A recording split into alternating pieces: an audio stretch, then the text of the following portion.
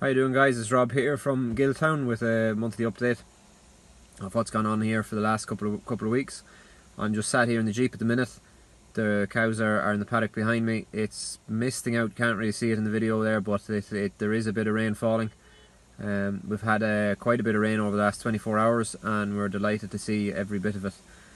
We were in a moisture deficit a couple of weeks ago, and I suppose over the last 10 days we've started to come out of it, and we're well and truly out of it now at this stage. But still, it's rain is needed to keep things moving along.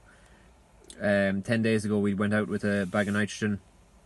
We were behind in our nitrogen applications because of the weather. There was no point in spreading it when it was so dry.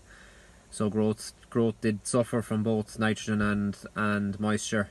But I said since the rain has come, it's started to lift again. So we're growing somewhere between 65 and 70 a day, which isn't too bad for this time of year. And yeah, I suppose we're on a 25-day rotation, building grass for going into September.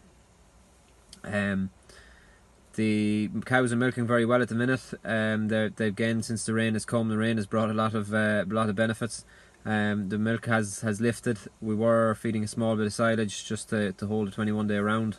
We're now, the silage is out and we're on some fantastic quality grass.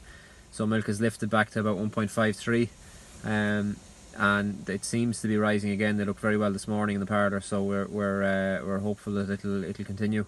The jobs then, I suppose, over the last month we've been getting, I suppose, yards tidied up, sheds power washed, and a couple of jobs done on automatic scrapers.